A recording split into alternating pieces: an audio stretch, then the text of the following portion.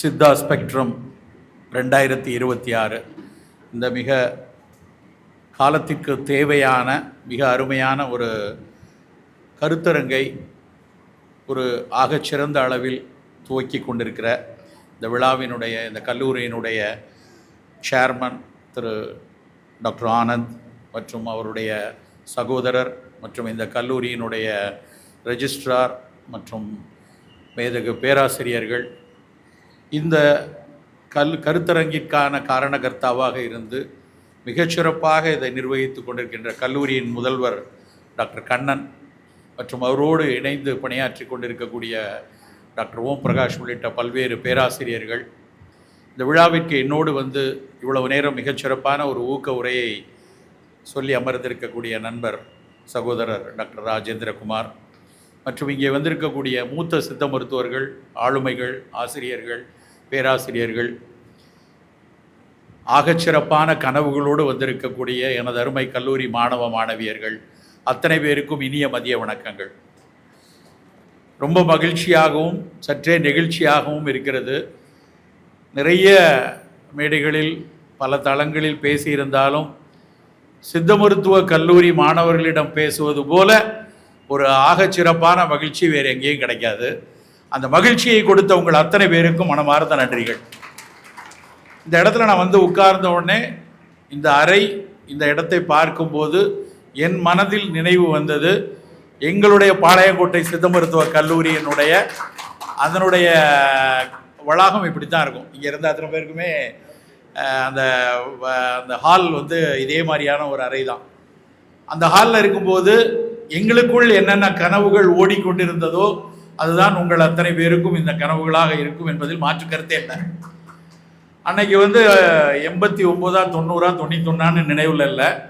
தஞ்சை தமிழ் பல்கலைக்கழகம் வந்து நடத்திய ஒரு சரஸ்வதி மகால் நடத்திய ஒரு கருத்தரங்கு. அந்த கருத்தரங்கில்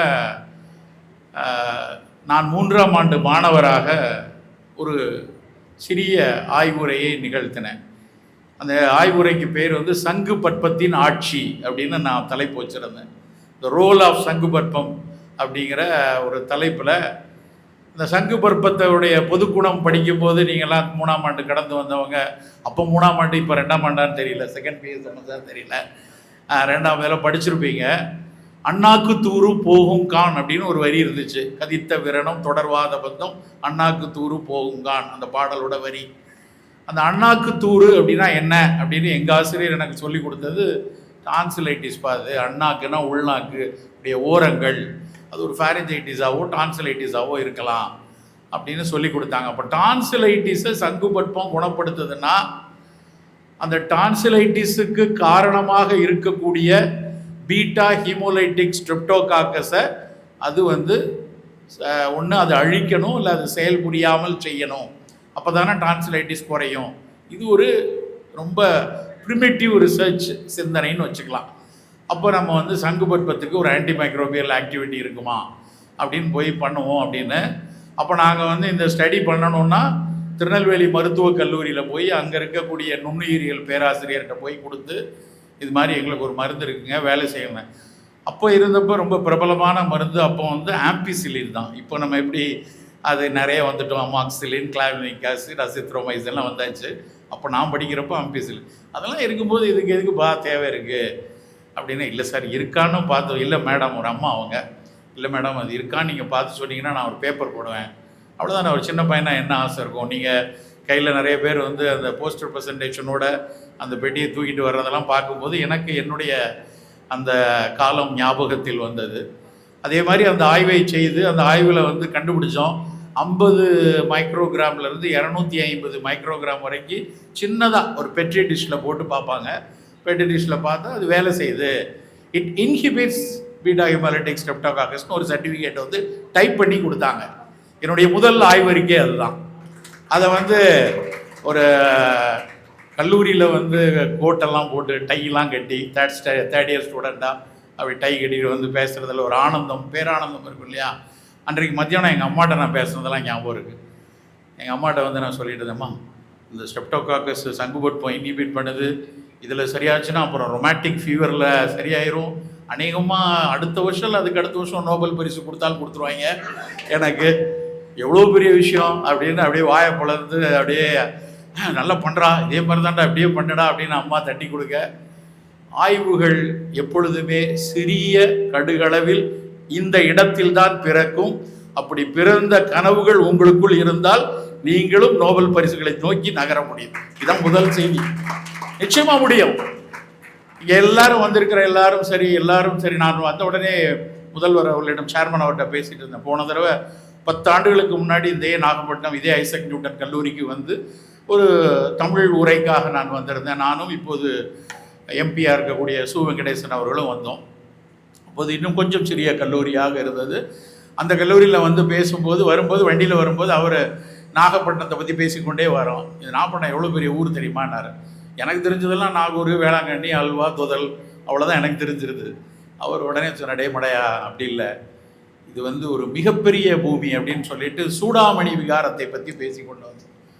நீங்களில் நிறைய பேருக்கு வெளியூர்லேருந்து இங்கே வந்திருக்கலாம், அவங்களுக்கு சூடாமணி விகாரம் தெரிந்திருக்காது. நான் அதைத்தான் வந்த உடனே உங்களுடைய சேர்மன்ட்ட சொல்லியிருந்தேன். ஏன் இப்போது அதை சொல்கிறேன் என்றால், சூடாமணி விகாரம் வந்து எனக்கு அதில் அதுக்கப்புறம் நான் அதை படித்தேன், நிறையா அதை தெரிந்து கொண்டேன். மனதில் பிடித்த விஷயம் என்னன்னா, ஒட்டுமொத்த சோழ பேரரசும் மிகப்பெரிய ஒரு சைவ வழிபாட்டு வழிமுறையில் இருக்கக்கூடிய ஒரு பேரரசு இருக்கு. அங்கே இலங்கையில் ஸ்ரீ விஜயனுடைய பேரரசு இருக்கு. அவங்க பௌத்த பேரரசு.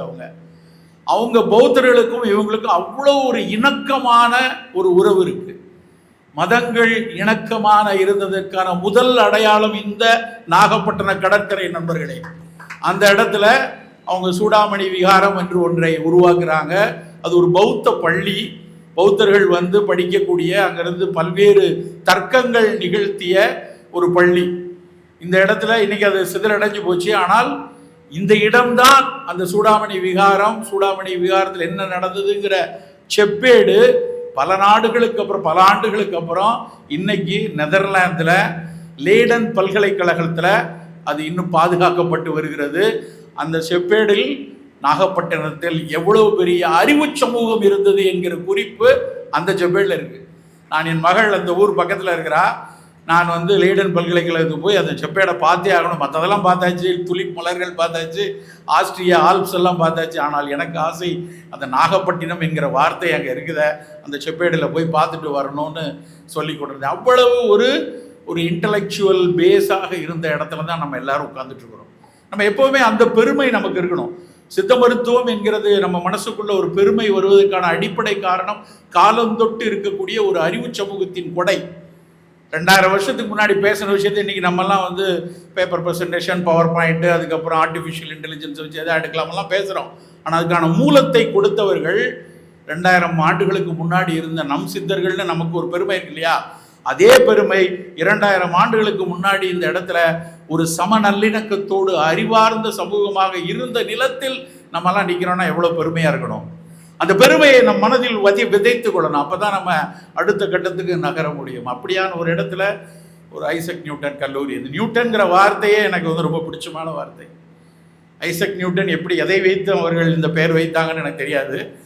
அந்த ஐசக் நியூட்டன்கிறவர் வந்து முதல்ல ஒரு அறிவு காமம் இருக்கிறன்னே சொல்லலாம். அறிவு காமம் இருக்கக்கூடிய, இல்லை அறிவு வெறி இருக்கக்கூடிய அத்தனை மனிதர்களுக்கும் பிடித்த விஷயமாக அந்த ஐசக் நியூட்டன் பெயர் இருக்கும். அவர் இருந்த காலம் எப்படி இருக்கும்னு யோசிச்சு பாருங்க. 17ஆம் நூற்றாண்டு நினைக்கிறேன். அந்த 17ஆம் நூற்றாண்டில் ஒட்டுமொத்த அந்த பல்கலைக்கழகம், ஆக்ஸ்போர்ட் பல்கலைக்கழகம் வந்து முழுக்க கிறிஸ்துவ பாதிரியார்களுடைய கட்டுப்பாட்டில், சர்ச் தான் அதை நடத்துறதே. சர்ச்சுக்குள்ளே இருக்கார் அவர். சர்ச் அந்த ஃபிசிக்ஸ் ப்ரொஃபஸர் இருக்கார் இல்லையா, head of the department of physics இருக்கார் இல்லையா, அவங்க வந்து பாதிரியாராக மட்டும்தான் இருக்க முடியும். பாதிரியார் தான் அவங்க அதில் இருக்க முடியும். அதில் இருப்பவர் அந்த மதம் சார்ந்த ஒரு தலைவராகத்தான் இருக்க முடியும். அந்த இடத்துல இருந்து இவர் வந்து நேச்சரை கண்டுபிடிக்கிறார். முதல்ல அந்த புவியீர்ப்பு விசையை கண்டுபிடிக்கிறார். அப்போ எவ்வளோ பெரிய முரண் நடந்திருக்கும் அந்த இடத்துல. ஒரு மதங்களை தாண்டி இல்லை இதில் ஒரு அறிவியல் இருக்குது அப்படின்னு சொல்லி அவர் முரண்படலை. அவர் வந்து முரண்படலை. ஆனால் அதுக்குள்ளே இருக்கக்கூடிய நான் வந்து இயற்கையை இன்னும் கொஞ்சம் அணுக்கமாக புரிந்து கொள்ள போகிறேன் அப்படின்னு சொல்லி அந்த ஆள் நினச்ச ஒரு விஷயத்துக்கும் நம்ம திருமூலருக்கும் பெரிய வேறுபாடு கிடையாது. ஒட்டுமொத்த உலகமும் உடம்பே பொய், மாயை அப்படின்னு சொல்லிக்கிட்டு இருந்த இடத்துல வராரு நம்மாள் தாந்திரிக் பிலாசபியோட. உடம்பால் அழியீர் உயிரால் அழிவர், உடம்பை திறம்பட மெய்ஞானம் சேரவும் மாட்டர், உடம்பை வளர்க்கும் உபாயம் அறிந்தே. முதல்ல உடம்ப பாடுறா. இந்த உடம்பை நீ சரியா வச்சா மட்டும்தான் நீ ஞான மார்க்கத்துக்குள் போக முடியும்னு ஒரு மறுப்பு கருத்து. சேம் நியூட்டன் அங்க எடுத்த அதே மறுப்பு கருத்தை தான் திருமூலர் இங்கே எடுக்கிறாரு. அவருக்கு இருந்த அதே பிரச்சனைகள் திருமூலருக்கும் இன்னைக்கு வரைக்கும் இருக்கு. திருமூலர் அதை கொண்டு வர்றாரு. அந்த இடத்துல தான் சித்த மருத்துவம் இருக்கிறோம். எனக்கு அந்த நியூட்டன்கிற பேர் வந்தோடனே எனக்கு அப்படி தோணுச்சு, இதையும் நீங்கள் தெரிந்து கொள்ள வேண்டும். நண்பர்களை, நம் தட்டையாக வெர்டிகலா படித்த காலம்லாம் போதும். உலகமே வெர்டிகலா இல்லை இன்னைக்கு. ஒட்டுமொத்த உலகமே இன்னைக்கு ஹரிசாண்டலா பார்த்துருச்சு. எந்த நபரும் எந்த வினாடியிலும் எல்லா விஷயத்தையும் தட்டையாக பார்க்கக்கூடிய உலகத்துக்குள்ள நான் உட்கார்ந்துருப்போம். ஒரு 10 வருஷத்துக்கு முன்னாடி ஒருத்தட்ட நான் ஒரு ட்ரக் டோசியருக்காக ஒரு ட்ரக்கை டிசைன் பண்ணாம, ஒரு காஃப் சிரப், நமக்கெல்லாம் என்ன தெரியும் காஃப் சிரப்பா, அப்போ ஆடாதோடைய போட்டு சாரை விட்டு அதுக்கு கொஞ்சம் சிரப் பேஸ் போட்டு காய்ச்சி சிரப் ஆக்கிட்டா ஆடாதோட சிரப் அப்படின்னு நம்ம சாதாரணமாக சொல்லிடலாம். மேபி ஃபார்மசி காலேஜ் ஸ்டூடெண்ட்ஸுக்கு தெரியும். அப்படி இல்லை. அது டோசியர், ட்ரக் டோசியருங்கிறது ரொம்ப ரொம்ப ரொம்ப முக்கியமான விஷயம். அதுக்காக 10 நாள் ஒர்க் பண்ணோம். ட்ரக் டோசியர் ஒரு பர்டிகுலர் டேப்லெட்டை எப்படி கொண்டு வருது, எவ்வளோ மில்லிகிராம் டேப்லெட், ஒரு ட்ரக்குக்கு இன்னொரு ட்ரக்குக்கும் பயோலபிலிட்டியில் என்ன பிரச்சனை இருக்குது, அது ரெண்டும் சேர்ந்துச்சுன்னா கரெக்டாக நம்ம எதிர்பார்க்குற விஷயத்தை கொடுத்துட முடியுமா. சித்த மருத்துவ அடிப்படையில், சுவை அடிப்படையில், அதனுடைய குணங்கள் அடிப்படையில் சேர்த்தாச்சு. அந்த குணங்கள் அடிப்படையில் சேர்த்த விஷயம் முதல்ல சாலிபிள் ஆகுமா, எவ்வளோ பர்சன்டேஜ் இருக்கணும், அது உள்ளே போனால் வயிற்றுக்குள்ளே அப்படியே அப்சார்ப் ஆகிடுமா, அந்த தேவையான விஷயத்தை கொடுக்குமா, எவ்வளோ பர்சன்டேஜ், இதுக்கெல்லாம் நாங்கள் 10-15 நாள் வேலை செஞ்சு கடைசியாக ட்ரக் டோசியர் அப்படின்னு ஒரு விஷயத்தை முடிவு பண்ணி கொண்டு வரோம். இது நடந்தது 13-15 வருஷம், 2006-2007 இருக்கலாம், 20 வருஷம் ஆச்சு. நேற்று இரவு நான் வந்துட்டு இருக்கேன் காரில். திடீர்னு ஒரு ஃபார்முலேஷன், இதுக்கு ஒரு இஷ்யூ வருது. எப்படி அதை நம்ம சரி பண்ண முடியும், எப்படி அந்த ட்ரக் அந்த டோசியருக்கு எப்படி கொண்டு வர முடியும் அப்படின்னு சொல்லி நான் யோசித்த உடனே டக்குன்னு கிளாட் ஏஐ, எத்தனை பேருக்கு தெரியும் கிளாட். சித்த மருத்துவர்கள் நிறைய பின்னாடி தள்ளி இருக்கீங்க, அது என்னமோ பேசிட்டு இருக்காங்க நினைக்காதீங்க. கிளாட், சாட் ஜிபிடி தெரியும் இல்லையா? சாட் ஜிபிடி தெரியலன்னா நம்ம இல்லிட்ரேட் இன்னைக்கு. சார் அந்த வார்த்தையெல்லாம் தெரியல சார், அதெல்லாம் கம்ப்யூட்டர் சயின்ஸ் படிக்கிறவங்க, ஏஐ படிக்கிறவங்க, எம்எல் படிக்கிறவங்க தயவுசெய்து இல்லை. நான் படிக்கிற காலத்தில் கம்ப்யூட்டர் தெரியலைன்னா இல்லிட்ரேட் அப்படின்னோம் நான் படித்த காலத்தில். இன்றைக்கு உங்களுக்கு கிளாட் ஏஐ, சாட் ஜிபிடி தெரியல, அதை பயன்படுத்தலைன்னா நீங்களும் இல்லிட்ரேட் தான் நண்பர்களே. நான் ஐம் பிஎஸ்எம்எஸ் கிராஜுவேட், நான் 5 வருஷம் படிச்சிருக்கேன், பிரயோஜனம் இல்லை. உலகம் வேறு இடத்துக்கு போயாச்சு, மூவ் ஆயாச்சு. அந்த இடத்துல நான் போய் சொருகிக்கணும்னா நம்ம அந்த சயின்ஸ் தெரியலைன்னா நம்ம போய் சொருகிக்க முடியாது. உங்களை நீங்கள் அந்த இடத்தில் போகவில்லை என்றால் அந்த இடத்தில் இருப்பவர்கள் ஒருவரும் நம்மை மதிக்க மாட்டாங்க. வேகமான உயரத்திற்கு செல்ல முடியாது. பெருங்கனவை சுமத்தல்மோ, பெருங்கனவை சுமத்தல்னா பெருங்கனவு இருக்கணும். இவ்வளவு நேரம் ராஜேந்திரகுமார் சொன்னது முழுக்க பெருங்கனவு. நான் மத்திய சித்த மருத்துவ ஆராய்ச்சி நிலையத்தினுடைய தலைமை இடத்துக்கு வரணும்னு உங்களுக்கு ஒரு பெருங்கனவு இருக்கணும். அது உடனே நாளைக்கே டபால் பேர முடியுமா? அதற்கான ஒரு அத்தனை படிகளிலும் கடந்து, அதுக்கான அத்தனை ஆய்வுகளிலும் முன்னின்று, அதுக்குரிய அத்தனை விஷயத்தை நடந்து அந்த இடத்துக்கு நகர முடியும். அப்போ அந்த பெருங்கனவை சுமத்தல், அதுக்கு முதல் விஷயம் முதல் அடியை எடுத்து வைக்கணும். முதல் அடியை எடுத்து வைக்க தான் கண்ணா அவங்களை அத்தனை பேரையும் கூப்பிட்டுருக்காரு. இதுதான் முதல் அடி. இங்கே நீங்க பார்க்குற அத்தனை பவர் பாயிண்ட்டும் அத்தனை இதுலேயும் நம்ம சும்மா கதை பேசுறதுக்கா இங்கே வரல. இங்கே நீங்கள் பார்க்க போகிற ஒரு போஸ்டர்லையும் ஒரு வரி உங்களை உசுப்புச்சுன்னா, எனக்கு சங்கப்பட்டு உசுப்புச்சு, அது மாதிரி உங்களுக்கு ஏதாவது ஒரு சிறு வரி, ஒரு வர்மத்தினுடைய ஒரு அடங்கல், இல்லை என்றால் ஒரு மருத்துவத்தினுடைய ஒரு குணம் அல்லது ஒரு சின்ன இன்ஃபரன்ஸ் உங்களுக்குள்ள உசுப்பிருச்சுன்னா பெருங்கனவு உங்களுக்குள்ள விதைச்சாச்சுன்னு அர்த்தம். அந்த பெருங்கனவை விதைக்க வேண்டும் என்றுதான் அவர் பட்டியலிட்டு அத்தனை பேருக்கும் வாழ்த்து சொன்னார். அந்த வரவேற்புரை நீண்டதாக இருந்து அத்தனை பேரும் பெருமிதமாக பார்த்ததுக்கான காரணம் என்ன தெரியுமா? அது பெருங்கனவு. அந்த பெருங்கனவை லேசில் கொண்டு வந்து கொடுத்துட முடியாது. இவர் வரணும், அவர் வரணும், அவர் ராய்ப்பூரில் எய்ம்ஸ்லேருந்து வராரு, சென்னையிலேருந்து நான் வரேன், அங்கேருந்து ஒவ்வொரு ஊர்லேருந்து வராங்க, திருவனந்தபுரத்துக்கு நடராஜன் வரார், அத்தனை பேரும் அவங்கெல்லாம் அவங்க வராங்கன்னா அவர் தனி மனிதர் வரல. ராய்ப்பூர்லேருந்து அவர் வராருன்னா 20 வருடம் அவருடைய உழைப்பு அங்கே உட்காந்துருக்கு. 30 வருடம் நான் உட்காந்துருக்கேன். 30 வருஷம் நான் யோசிச்ச விஷயத்தில் ஏதாவது ஒன்று உங்கள்கிட்ட சொல்லிட முடியாதான்னு வரேன். அப்படி அத்தனை நபர்கள் வராங்க அப்படின்னா அவர்கள் ஒவ்வொரு உரையிலும் ஒரு துளியேனும் நாம் பருக வேண்டும் என்கிற தீரா தாகம் நமக்கு இருக்கணும். அந்த நேரத்தில் நம்ம பக்கத்தில் யார்ட்டையோ பேசி என்னத்தை சாதிச்சிட போறோம்? பேசிக்கொண்டே தான் இருக்க போறோம் உலகத்துல. ஆனால் ஏதாவது ஒன்று ஆர்கே சொன்னதுல ஏதாவது ஒன்று நமக்கு வருமா? அவர் சொன்ன சிவராம் பேசிட்டு அது ஏதாவது நம்ம எடுத்துக்க முடியுமா? நாளைக்கு நடராஜன் வர நடராஜன் திரு எத்தனையோ விஷயங்கள்ல பங்கேற்று கொண்டிருக்காரு. அதுல இருந்து அவர் சொல்றது ஒண்ணு கிடைக்குமா? அப்படி தேடிக்கிட்டே இருக்கணும். தேடுறதுக்கு மட்டும்தான் இந்த உலகம் திறந்து இருக்கும். அதுவும் சித்த மருத்துவத்தை பொறுத்தமட்டில் 8000 பேர் இருக்கும். 8000 பேர்ல 600 பேருக்கு கவர்மெண்ட்ல மெடிக்கல் ஆஃபீஸரா இருக்காங்க டைரக்டா. இன்னொரு 500 பேர் அதே அரசாங்கத்தினுடைய NRHM அது மாதிரி இன்னொரு 1000 பேர். மொத்தத்தில் 1000 பேர். மத்திய அரசுல ஒரு 200-300 பேர் இருப்பாங்க. 1500 1500 பேர் வேணா அரசாங்கத்தில் வருவாங்க. மீதி 6500 என்ன பண்றோம்? மீதி 5500 பேர் மிகச்சிறந்த பயிற்சியாளர்களாக தமிழ்நாடு முழுக்க இருக்கோமா? இல்லையே. நம்ம கிட்ட கொஞ்சம் பெருங்கனவு குறைவாக இருக்கிறது. நானும் ஆர்கே பேசிட்டு, ஆனால் நம்ம ஒரு மீட்டிங்ல அங்கே இங்கேயும் போய் பேசுறோம். ஆனாலும் நம்ம துறை பெரிய அளவில் வரலையே, பெருவீச்சாக வரலையே. என்ன காரணம்? அந்த கேள்வி 30 வருஷமாக மாறி மாறி கேட்டுக்கொண்டே இருக்கிறோம். அவர் காரணம், இவன் காரணம், அது காரணம், இது காரணம், கல்லூரி காரணம், ஆசிரியர் காரணம், இவங்க காரணம், பொலிட்டிக்ஸ் காரணம். காரணம் தேடிக்கொண்டிருக்கிறவனால் ஒருபோதும் சாதிக்க முடியாது.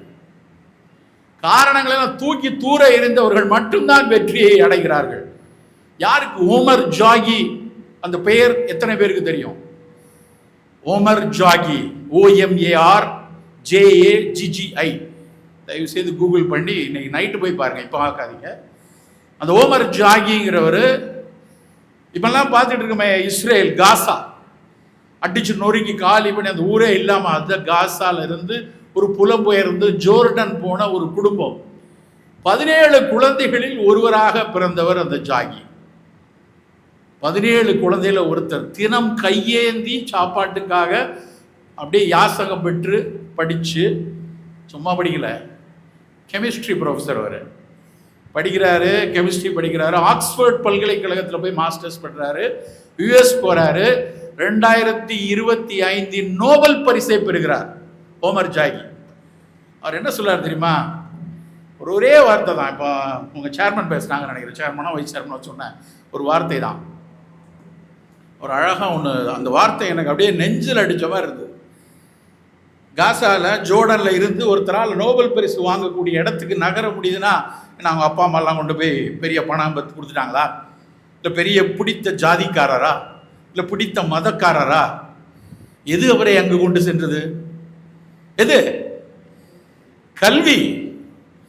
கல்வி மட்டும்தான் இந்த உலகத்தின் அத்தனை அசமத்துவங்களையும் நீக்கக்கூடிய ஒரே விஷயம் நண்பர்களே. அப்ப அதுக்கு நம்ம பாடப்படமா வேண்டாமா? இந்த கல்வி மட்டும்தான் இந்த உலகத்தின் அத்தனை அசமத்துவங்களையும் நீக்கக்கூடிய ஒரு விஷயம். யாரா வேணாலும் எப்படி வேணாலும் எந்த ஊர்ல எங்க இருந்து வரலாம், படிச்சுட்டேன்னு வையன். அசுரன் படம் மட்டும்தான் மாப்பிள்ள என்னது அது குமாரா, உங்கள்கிட்ட சொத்து இருந்தா பிடுங்கிடுவானுங்கடா. படிப்பை எவனாலையும் பிடுங்கவே முடியாது. ஸோ நீ படித்து கொண்டே இருக்கணும். எவ்வளவு பிரச்சனை, எந்த இடம், எந்த ஊர், எங்க இருந்தாலும் படிக்கலாம். இன்னொரு விஷயம் சார், நான் நாகப்பட்டினத்தில் ஓரத்தில், உலகத்தினுடைய ஓரத்தில் பின்தங்கிய மாவட்டத்தில் இருக்கேன். ஒன்றும் கிடையாது, அதெல்லாம் அந்த காலம். இன்னைக்கு உன் கைக்குள்ள உலகம் இருக்கிறது. இதுல இந்த நிமிஷத்துல நீங்க கிளாடில் உலகத்தின் எந்த மூலை அறிவியலையும் உன் சட்டை பைக்குள் இதை வச்சு கொண்டு வந்துடலாம். முடியுமா? முடியாதா? தேவை தேடல் மட்டும்தான். நீ தேடுனா கிடைக்கிறதுக்கு பக்கத்திலே பாக்கெட்ல இருக்கு. இதுக்கு எவ்வளவு? உலகத்திலேயே காஸ்ட் எஃபெக்டிவா இருக்கக்கூடிய நெட்வொர்க்கிங் இந்தியா மட்டும்தான். ஒரு மற்ற இடத்துல கூட கட்ட முடியாது. இங்க வெகு எளிதா இலவசமாக ChatGPTயும் கிளாடும் பெர்ப்ளெக்சிட்டியும் இருக்கு. பெர்ப்ளெக்சிட்டி தெரியும் இல்லையா? ஏஐல பெர்ப்ளெக்சிட்டியை படைச்சவர் யாரு? வெளிநாட்டுக்காரன் கிடையாது. இங்க இருக்கிற அசோக் சீனிவாசன், IIT மெட்ராஸ் ஸ்டூடெண்ட். குரோம்க்கு அடுத்த இடத்துக்கு வந்துட்டான், கூகுளுக்கு அடுத்த இடத்துக்கு வந்தாச்சு. $3 பில்லியன் கம்பெனியாக உயர்ந்து விட்டார். வயசு வெறும் 35. ஒரு நாள் ராத்திரி 12 மணிக்கு என் பொண்ணு வந்தப்பா, நீங்கள் பெர்ப்ளெக்சிட்டி அந்த இன்டர்வியூ ஒன்று வந்திருக்கு, கோபிநாத் பேசியிருக்கேன், நீங்கள் பார்த்துட்டீங்களா? நான் 10-11 கம்ப்யூட்டர் தகுந்தது. நான் இப்போ ராத்திரி எங்கே பாருங்கப்பா உங்களுக்கு பிடிக்கும் அப்படின்னா, நடுராத்திரியில் 12 மணிக்கு நான் யூடியூப்பில் அதை பார்க்க ஆரம்பித்தேன். வீட்டில் டிவியை போட்டு 1.25 மணி நேரம் அது ஓடிச்சு அந்த அந்த அவருடைய இன்டர்வியூ. அசந்து போயிட்டேன் அப்படியே. ஒரு மனிதனா இப்படி இல்லடா இருக்கணும். அவர் கேட்குறாரு, என்ன சொல்றாரு தெரியுமா? இன்னைக்கு உலகம் முழுக்க விடைகள் நிரம்பி கிடக்குது. என்ன விடை வேணாலும் இப்போ கிடைக்கும், உண்டா இல்லையா? உங்களுக்கு ஏதாவது விடை வேணும்னா ஃபோனை நோண்டி சாட் ஜிபிடி பார்த்தீங்கன்னா கிடைச்சிடும். இங்கே பிரச்சனை என்ன தெரியுமா? கேள்வி. உங்களுக்கு கேள்வி கேட்க தெரிய வேண்டும் என்று அசோக் சொல்றார். கேள்வி கேட்கணும்னா என்ன வேணும்? யோசிக்கணும். யோசிக்கணும்னா படிக்கணும், அவ்வளோதான். விடையெல்லாம் இருக்கு. நீ எல்லா விடைகளும் இன்னைக்கு வந்து ஃபோன்லேயே இருக்கு. எதை பற்றியும் தேட வேண்டியதில்லை, யார்கிட்டையும் போய் கேட்க வேண்டியதில்லை, எந்த புத்தகத்தையும் பார்க்க வேண்டியதில்லை. 99.9% it's available in the global க்ளவுடில் இருக்குது. எங்கேயும் லைப்ரரியில் இல்லை, க்ளவுடில் இருக்குது, க்ளவுடில் இருக்குது. நீங்கள் போய் எடுத்துடலாம். ஆனால் அந்த அந்த விடை உனக்கும் இந்த சமூகத்துக்கும் பயன்படுமா என்கிற சிந்தனை உன் பிரெயின்ல இருந்து வரணும். அது வரணும்னா அந்த சமூகத்தை பற்றி யோசிக்கணும், இந்த படிப்பை பற்றி யோசிக்கணும், நான் என்னவாக போகிறேன்கிற கனவு நமக்குள்ளே இருக்கணும். அந்த கனவு ஜாகிட்ட இருந்ததுனால தான் வந்துச்சு. அது என்ன அவருக்கு நோபல் பரிசு வாங்கினது. தயவுசெய்து ஆர்வமாக வாசியுங்கள் நண்பர்களே. ஜாகியோட இதை நான் படித்தது எங்கே படித்தேன் அப்படின்னா, நோபல் லாரேட் லெக்சர்ஸ். நோபல் லாரேட்டுடைய லெக்சர்ஸ் எல்லாம் யூடியூப்பில் இருக்கும். கண்ட கழுதையும் நம்ம வந்து பார்த்துட்டு இருக்கோம். ஆனால் வந்து நம்ம இந்த மாதிரி லெக்சர்ஸை பார்க்குறதுக்கு, அதுக்குள்ளே போட்காஸ்ட்டை கேட்குறதுக்குலாம் நமக்கு நேரம் இருக்க மாட்டேங்குது. அந்த ஜாகியோட லெக்சரில் அந்த எப்படி வந்து கல்வி நம்ம அசமத்துவத்தை நீக்கும்ங்கிறது சொல்கிறாரோ, அதே மாதிரி அவர் வந்து ஒரு விஷயத்தை எக்ஸ்பிளைன் பண்ணுறார். கெமிஸ்ட்ரி படித்தவங்க இங்கே காலேஜில் இருந்தவங்களோ ஃபார்மசியில் இருக்கவங்களுக்கு மேபி தெரிஞ்சிருக்கலாம். மெட்டல் ஆர்கானிக் ஃப்ரேம் ஒர்க்குன்னு பேர், MOF. நண்பர்களே, சித்த மருத்துவர்களே, நமக்கு மந்திரம் மாதிரி தெரிய வேண்டிய விஷயம் MOF நமக்கு தெரியணும். எனக்கு தெரிஞ்சது 1 வருஷம் தான். நானும் இதை 25 வருஷமாக படித்து வர்றேன். 1 வருடம் முன்னால் படித்த உடனே பிரமித்து போயிட்டேன். அதுக்கப்புறம் நான் சந்திக்கிற எல்லா பேராசிரியர்கள், எல்லா மாணவர்கள்ட்டையும் இதை பற்றி சொல்லிட்டு இருக்கேன். சித்தாவில் கனெக்ட் ஆகுமா சார் அப்படின்னு. அந்த MOF அப்படிங்கிறத அவர் கண்டுபிடிக்கிறார் ஜாகி. அதுக்காக தான் அவருக்கு அந்த ப்ரைஸ். என்னன்னா, அவர் வந்து ஒரு தேன் அடையை பார்க்கிறார். நல்லா கவனிங்க, ஒரு சிந்தனையாளன் பாருங்க. ஒரு தேன் அடை, அந்த தேன் அடையில தேனை பூரா எடுத்துட்டு அந்த அடையை பார்த்தா வெறும் 300 கிராம் வெயிட். அது தேன் அடையோட வெயிட் 300 கிராம்ஸ். ஆனால் அதுக்குள்ள இருந்த தேனோட எடை எவ்வளோ தெரியுமா? 160 கிலோ. 160 கிலோ எடையை இந்த தேன் அடையில் இருக்கக்கூடிய நூலிலையால் எப்படி தாங்குகிறது? நம்மளும் தேன் சாப்பிட்டு நக்கி பிரெட்டில் தடவி இட்லியில் தடவி போகிறோம். ஆனால் அந்த ஆள் சிந்தனையை பாருங்க. வெறும் 300 கிராம் எடையுள்ள 300 கிராம் எடையுள்ளது 170 கிலோவை தூக்கி கொண்டு அழகாக உட்காந்துருக்க. அந்த சிந்தனைக்கு தான் நோபல் பரிசு. அதுக்கப்புறம் அவர் நிறைய தியரி கண்டுபிடிக்கிறாரு. மெட்டல் ஆர்கானிக் நெட்வொர்க், அதை வச்சு தான் இன்னைக்கு செமிகண்டக்டர்ஸ் ஒர்க் நடக்குது. அதை வச்சு தான் க்ளவுடில் நிறைய போகுது. அந்த பேஸ் தான், அந்த ரிசர்ச்சோட பேஸ் தான் இன்னைக்கு. எனக்கு ஒரு சித்த மருத்துவம் என்ன சிந்தனை வந்துச்சுன்னா, மெட்டல் ஆர்கானிக். நம்மளை மெட்டல்னு நம்ம எல்லாரும் சித்தா டாக்டர்னாலே மெட்டாலிக் ட்ரக் கொடுக்குறீங்களா? மெட்டாலிக் மருந்துகளில் வந்து டாக்ஸிக் ஆயிருமே, கிட்னி போயிட போத, லிவர் பிரச்சனை ஆயிரும். நான் ஒரு பெரிய ப்ராக்டிஷனர், ஒரு நாளைக்கு 50 பேஷண்ட் பார்த்தேன். நான் 10 பேராவது என்கிட்ட கேட்பான். குப்புன்னு உடலுக்குள்ளே கோவம் வரும். ஆனால் நான் கோவப்பட முடியாது. சிரிச்சுக்கிட்டே, இல்லை சார் எல்லாம் ஒன்றும் பண்ணாது, நிறைய சயின்டிஃபிக் எவிடன்ஸ் சொல்ல நான் கொடுக்குறோம், அப்படி தான் நான் சொல்லுவேன். ஆனால் என் ஆழ் மனம் வந்து இவ்வளவு நாளாக இதுக்கு ஏன்டா தீர்வு இல்லாமல் நம்ம இருக்கிறோம், எத்தனை நிறுவனங்கள் எவ்வளோ வந்துருச்சு, ஆனால் சொல்ல முடியலையே அப்படின்னு. அந்த கேள்வியில் நான் மெட்டல் ஆர்கானிக் ஃப்ரேம் ஒர்க்கை பொருத்தி பார்த்தேன். நிறைய நண்பர்கள் அதில் ஆராய்ச்சி பண்ணுறவங்கள்ட்ட கேட்டு பார்த்தேன் வாய்ப்பு. எனக்கு இப்போ அதில் ஒரு சில வாய்ப்பு தோணுது. இல்லை, மெட்டலே வேலை செய்யலடாங்க அப்படின்னு ஒருத்தர் சொல்கிறார். ஆறுமுக செந்தூரம் படிக்கிறோம் இல்லையா? இல்லை, லிங்க செந்தூரம், நாகச்செந்தூரம்.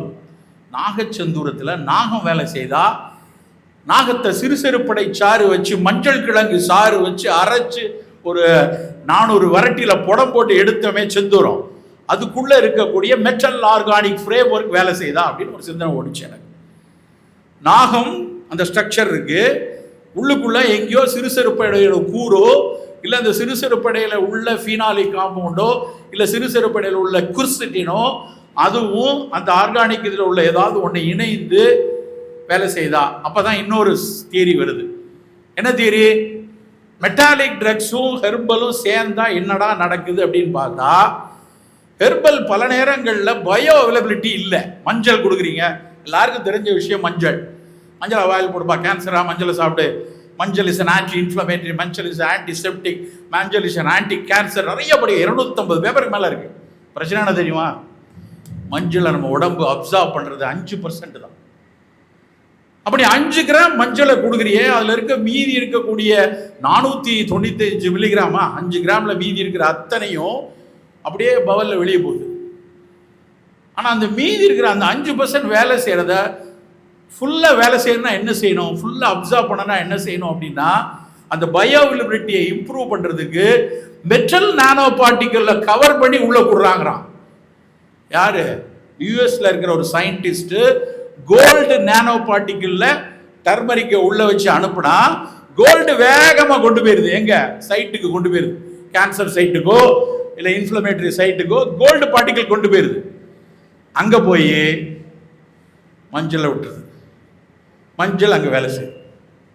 திஸ் இஸ் வெரி வெரி இம்பார்ட்டண்ட்டான விஷயம். இப்படி இது சும்மா ஒரு உதாரணம் சொல்கிறேன். இதை இந்த வருடம் இன்றைக்கு ஜனவரி மாதத்தில் வேர்ல்டு ஹெல்த் ஆர்கனைசேஷன் ஒரு குளோபல் கான்ஃபரன்ஸ் டெல்லியில் நடத்துகிறாங்க.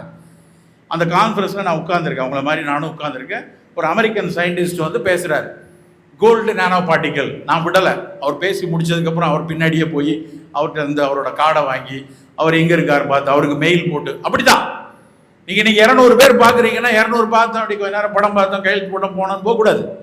ஏதோ ஒரு ஷார்ப்பாக சொல்லியிருக்கேன், நான் மெயில் ஐடி என்ன, மெயில் ஐடிக்கு லெட்டர் போட்டு 4 பேர் பதில் சொல்லுவான், 2 பேர் பதில் சொல்ல மாட்டான், ஃபோனை போடு.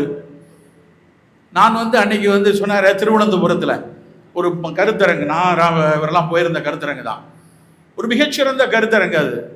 அங்கே ஒரு பேராசிரியர் பேசுனது எனக்கு ரொம்ப பிடிச்சிருந்தது. அவர் சொன்னார், வாழைத்தண்டு ஏன் தெரியுமா கல்லை கரைக்குது அப்படின்னாரு. அதில் பொட்டாசியம் நைட்ரேட் இருக்குது. அந்த பொட்டாசியம் நைட்ரேட் வயிற்றில் இருக்க HCl சேர்ந்து HNO3 மாறுது. அந்த HNO3 இருக்கும்போது கண்டிப்பாக கல்லை உடைக்கும். ஒரு கெமிஸ்ட்ரியை போட்டு படம் வரைஞ்சி அதே மாதிரி OHP பேப்பரில் போட்டு வரைஞ்சி காமிச்சார். அந்த சயின்ஸ் எனக்கு பிடிச்சது. நான் 15 காசு தபால் அட்டையில் அவருக்கு கடிதம் எழுதினேன். சார், உங்கள்கிட்ட படிக்கணும், நீங்கள் சுவாலஜி ப்ரொஃபஸர், எனக்கு அதை சொல்லிக் கொடுங்க, எப்போ ஓய்வு இருந்தால் நான் பேசலாம். 15 காசு தபால் அட்டை அன்னைக்கு எழுதி அவர் வீட்டுக்கு போய் அவர் பதில் அனுப்பினார். நண்பர்களே, எனக்கு அவர் அனுப்பினார் பதில் போட, நீ வாடா, எப்போ வேணாலும் வா, பார்த்துக்கோன்னு. 7 நாட்கள் அவர் வீட்டில் நான் தங்கி இருந்தேன். 3ஆம் ஆண்டு கல்லூரியில் அவர் வீட்டில் தங்கி இருந்து காலையில் இருந்து ராத்திரிக்கு அவர் சமைச்சு எனக்கு போட்டார். ஆனால் அந்த பசி, அது தேடணும் என்கிற பசி இன்னைக்கு வரைக்கும் கொழுந்து விட்டு எறிவதற்கு அந்த ஆசிரியர் காரணம். அப்படி ஆசிரியர்கள் நிரம்பி கிடைக்கிற உலகம் தான் இது. தேடும் மனிதர் குறைந்திருக்கிறார்கள், கேள்வி கேட்கும் மனிதர்கள் குறைந்திருக்கிறார்கள். நம் தேடலுக்கும் கேள்விக்கும் சினிமாக்களும் தேவையில்லாத கூச்சல்களும் நம் மனசுக்குள் குடியேறி கொண்டிருக்கின்றன. சித்த மருத்துவன் அப்படி இருக்கக்கூடாது. சித்த மருத்துவன் ஆரம்பத்திலிருந்தே போராடி, நல்லா புரிந்து கொள்ளணும். அன்னைக்கு நியூட்டன் ஒரு லெவலில் நிற்கிறாரு, அவர் ஒரு போராளி. அன்னைக்கு உலகமே ஒரு ரிலிஜியஸ் ஒரு விஷயம் போது அவர் நேச்சரோட பிலாசபியை கொண்டு வைக்கிறார். ஆனால் அவர் அமைதியாக அதை எல்லாம் சொல்லிவிட்டு அதுக்கப்புறம் அப்படியே அவர் நகர்த்துறார். அப்புறம் ஒரு 150 வருஷம் கழிச்சு இன்னொரு ஆள் வரான், டார்வின். டார்வின் உள்ள வந்தானே அவர் எவ்வளவு பெரிய விஷயத்தை அடிக்கிறாரு. ஆதாம் ஏவாள் படைத்தார் அப்படின்னு சொன்ன விஷயத்துல இல்லை, ஆமையிலிருந்து நம்ம வந்தோம், எப்படி இருக்கும், ஒட்டுமொத்த உலகமும் ஸ்தம்பிச்சு போகுது. ஆரிஜின் ஆஃப் ஸ்பீசிஸ் புத்தகம் எழுதுறாரு. கல்லை விட்டு எறிகிறாங்க, தீ கொளுத்துறாங்க அவரை. ஆனால் இன்னைக்கு ஆரிஜின் ஆஃப் ஸ்பீசிஸ் வரலன்னா ஒட்டுமொத்த ஜெனட்டிக் என்ஜினியரிங் இன்னைக்கு கிடையாது. ஜீனை பத்தின அத்தனை படிப்பு அதனால தான். ஸோ ஒரு சிந்தனையாளன் முழுக்க முழுக்க இந்த அறிவியலை சமூகத்திற்காக யோசித்ததனுடைய விளைவு தான் இன்னைக்கு இப்படியான விஷயம் வந்திருக்குது. சித்த மருத்துவர்கள், சித்த மருத்துவத்தை நாம் பார்த்து கொண்டிருக்கிற அத்தனை சித்தர்களும் போராளிகள் நண்பர்களே. அவங்க சமூகத்தினுடைய பிரச்சனைகளை இதை தீர்க்கணும் அப்படிங்கிறதுக்காக ஒரு கூக்குரல் கூட்டம். கலகக்காரர்கள், பட்டினத்தார் ஒரு கலகக்காரர், சிவவாக்கியர் ஒரு கலகக்காரர். எப்படிங்க இருக்க முடியும்? ஒரு சிவன் பட்டம் அடிச்சுக்கிறாரு, எல்லாம் அடிச்சுக்கிறாரு, அப்புறம் பாட்டு மட்டும் நட்டக்கல்லும் பேசுமோ, 4 புஷ்பம் சாத்தியே, இட்ட கட்டி கரிச்சு ஆகுமோ, அப்படி கேட்கறதுக்கு ஒரு தில்லு வேணும்ல. அந்த தில்லு இருந்ததுனால தான் இன்னைக்கு வரைக்கும் என் வாயிலையும் உங்கள் வாயிலையும் அவர் வராரு. அப்போ நம்ம அந்த அறிவியலை நுட்பமாக பார்த்து இன்றைய அறிவியலோடு எப்படி பார்க்கணும், இன்றைய அறிவியலோடு எப்படி பொதிந்து நாம் ஆராய்ச்சி செய்யணும்னு பண்ணணும். நான் உங்கள் சேர்மன்ட்ட நான் சொன்னேன், இவ்வளோ பெரிய வளாகம், எல்லா துறையும் நான் கேட்டேன். இன்ஜினியரிங் இருக்குது, மேனேஜ்மெண்ட் இருக்குது, டெக்னாலஜி இருக்குது. இனிமேல் இப்படி தனித்தனி பாடமே போயிடுச்சு. இன்னும் கொஞ்ச நாளில் அட்டானமஸ் யூனிவர்சிட்டியெல்லாம் இதெல்லாம் மாறிடும். Only credit, 25 credit, 30 credit, 40 credit, என்ன வேணாலும் படி. உலகம் எல்லாம் வந்துடுச்சு. மற்ற நாடுகள் எல்லாம் அப்படி தான். நீ சித்தா படிச்சுட்டு இருக்கும்போதே ஒரு பேப்பர் போய் என்ஜினியரிங்கில் எழுதலாம், அடுத்த பேப்பர் போய் மேனேஜ்மெண்ட்டில் எழுதலாம், அதுக்கு அடுத்த பேப்பர் போய் ஆர்ட்டில் பண்ணலாம். வருமா வராதா சார்? அப்படியான சூழலை நோக்கித்தான் உலகம் நகர்ந்து கொண்டு இருக்கிறது. எல்லாம் தெரிந்திருக்கணும். உனக்கு ஆர்ட் தெரியாமல் சித்தா இருக்கவே முடியாது. கலை தெரியணும், கலை தெரியணும், அழகு தெரியணும், சமூகம் தெரியணும், சோசியாலஜி தெரியணும், ஆந்த்ரோபாலஜி தெரியணும், லிட்ரேச்சர் தெரியணும், பிலாசபி தெரியணும், மெய்யியல் தெரியணும். இதெல்லாம் தெரிஞ்சால் மட்டும்தான் நீங்கள் கனெக்ட் பண்ண முடியும். இதெல்லாம் தனித்தனி லெக்சராக பார்த்தா கொஞ்சம் ஒரு மாதிரி இருக்கும்.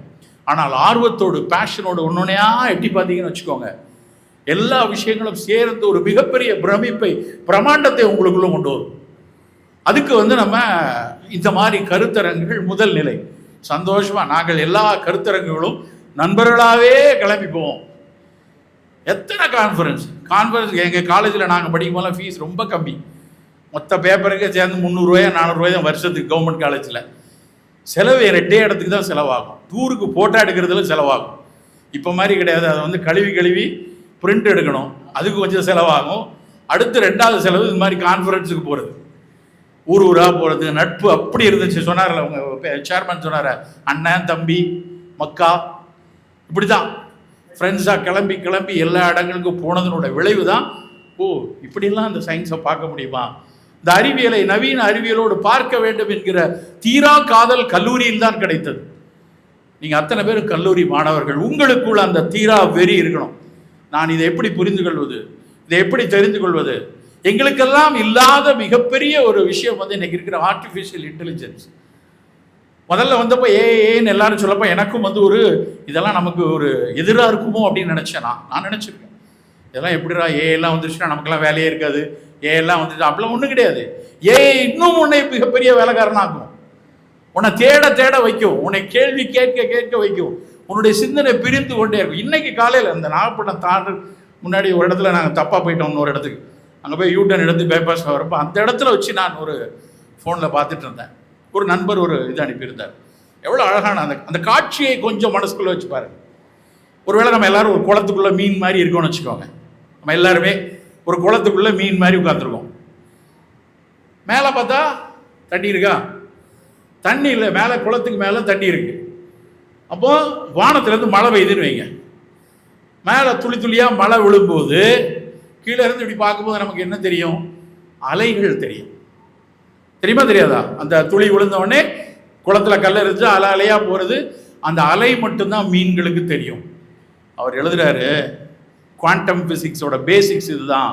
நீ பார்க்கிற உலகத்திற்கு வேறு ஒரு கதிர்கள் வந்து கொண்டே இருக்கு, வேறு ஒரு நிகழ்வு நடந்து கொண்டே இருக்கிறது. அதை விட சின்ன எக்ஸாம்பிள், இந்த வருஷம் நோபல் பரிசு அகைன் காசிக்கு கிடைச்ச மாதிரி இப்போ கிடைத்த வருஷம் குவாண்டம் பிசிக்ஸுக்கு தான் நோபல் பரிசு.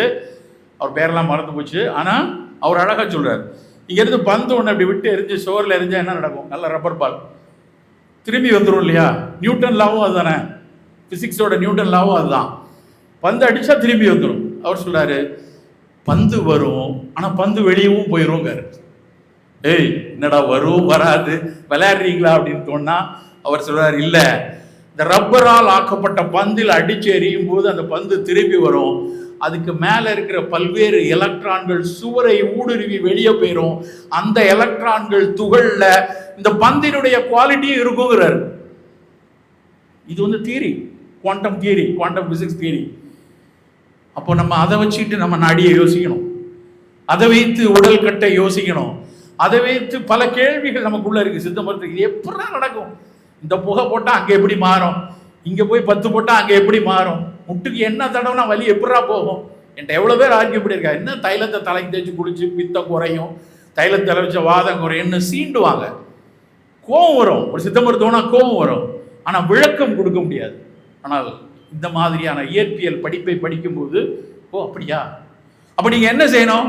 நமக்குள்ளே பேசிட்டு இருக்காம இந்த வளாகத்தில் ஒரு என்ஜினியரிங் ஸ்டூடெண்ட் இருப்பான், இங்கே எவனா ஒருத்தன் ஃபிசிக்ஸ் படிச்சுட்டு இருப்பான், அவனோடு நட்பாகணும். இப்படி சொல்கிறாங்கடா, உங்கள் ஃபிசிக்ஸோட என்ன பண்ணலாம்? அதுதான் டிரான்ஸ் டிசிப்ளினரி ரிசர்ச்.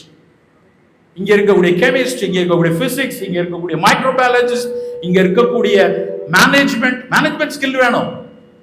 சும்மா பேசிட்டு இருந்தால் நடக்காது. நான் இன்னைக்கு 8 மருத்துவமனை நடத்துகிறேன், 20 டாக்டர் என்கிட்ட வேலை செய்கிறாங்க, 120 பேர் என்கிட்ட வேலை செய்கிறாங்க. எனக்கு ஒரு மேனேஜ்மெண்ட் ஸ்கில் இல்லைன்னா நான் நடத்த முடியாது. அப்போ ஒரு சித்த மருத்துவனா உனக்கும் மேனேஜ்மெண்ட் ஸ்கில் இருக்கணும்.